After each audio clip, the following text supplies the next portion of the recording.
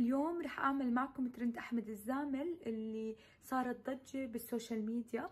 طبعا حطيت كل المكونات اللي هو استخدمها ورح أبلشها معكم. طبعا عشان أعطيكم المكونات، هو استخدم حليب مكثف محلى، بتقدروا تستخدموا أي نوع أنتم بدكم إياه.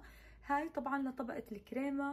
كمان لازم نستخدم نوع يعني جبنة كريمية. أنا رح أستخدم فيلادلفيا، بحسها أذكى شي هي.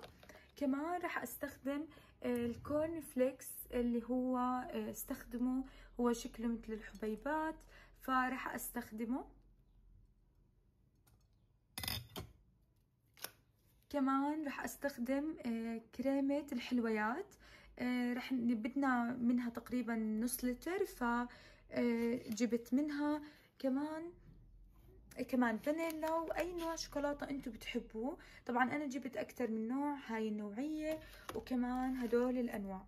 هلا هو بالترند عملها عن طريق انه يستخدم شوكولا عاديه بدون اي شيء، وكمان دارك شوكليت، فانا جبت النوعين لحتى استخدمهم. نوع كاكاو انتم بتحبوه، فانا راح استخدم الكاكاو اللي هو مش محلى، لانه معظم المكونات هي هيك فيها نسبة حلا، فراح اختصر شوي بالحلا. طبعا اي نوع كريمة، طبعا هاي كريمة بس باودر، فراح استخدم هاي النوعية. واهم مكون هو الكيك اللي هي الطبقة الاولى للترند. جبت انا كيك شوكولا بدون ولا شيء، يعني بدون فانيلا ولا شيء، بس كيك سادة بالكاكاو. راح استخدم كيكتين لحتى يملي لي الصينية، فنبلش نقطع.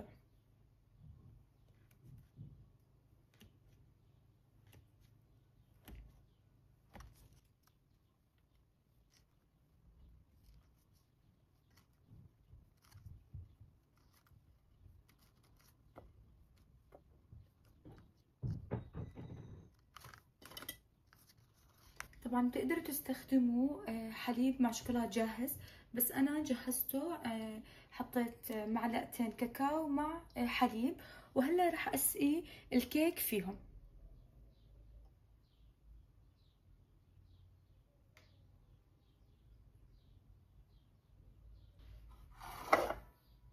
راح احط كوب من الكريمه السائله، نص كوب من حليب المكثف المحلى، احط علبة من الكريمة، احط معلقة صغيرة من الفانيلا، باكيت كريم باودر.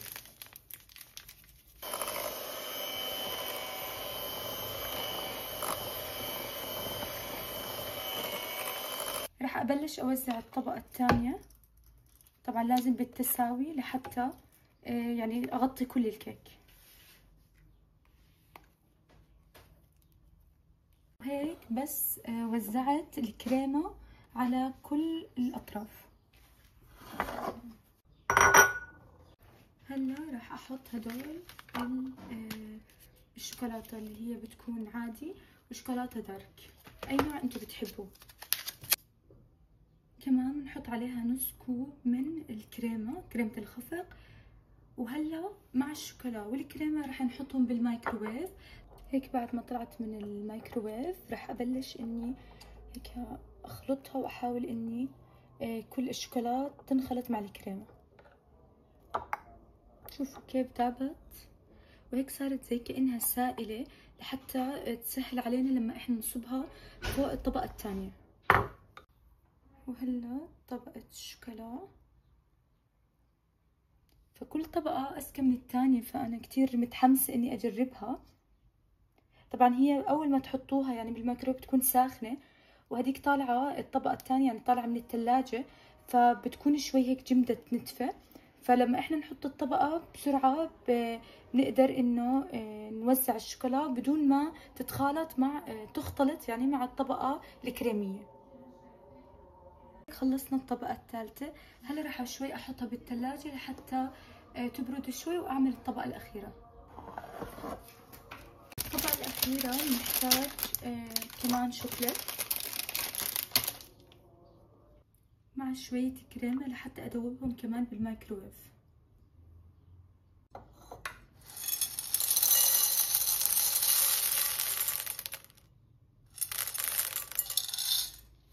بنحط عليه الشوكولات. طبعا بنحاول نغلف كل الحبيبات.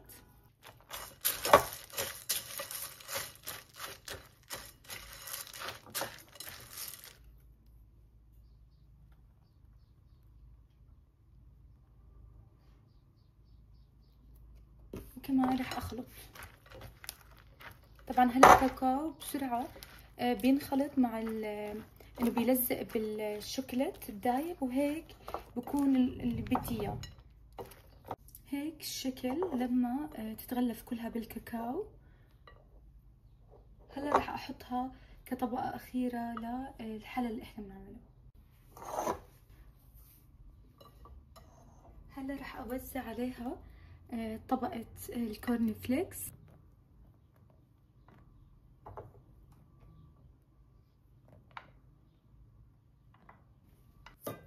وهيك خلصنا حلا احمد الزامل. ان شاء الله يطلع زاكي. طبعا انا رح استنى الفطور لحتى يأذن اذان المغرب، وبعديها رح اجربه معاكم، فاستنوا بعد المغرب. فان شاء الله انه يطلع زاكي، لانه بصراحه الطبقات كثير زاكيه. عندي فضول اجرب اخر طبقه كيف مع الكاكاو مع الشوكولات كيف رح يطلع طعمها، فاستنوا رايي باخر الفيديو.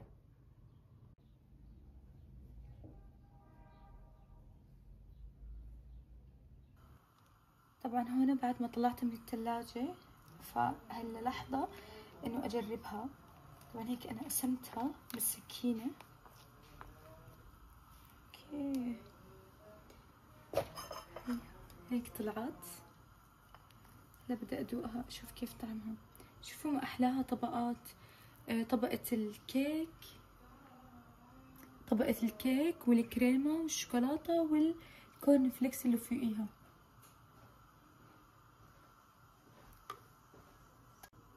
بصراحة كتير زاكية، بنصحكم انكم تجربوها.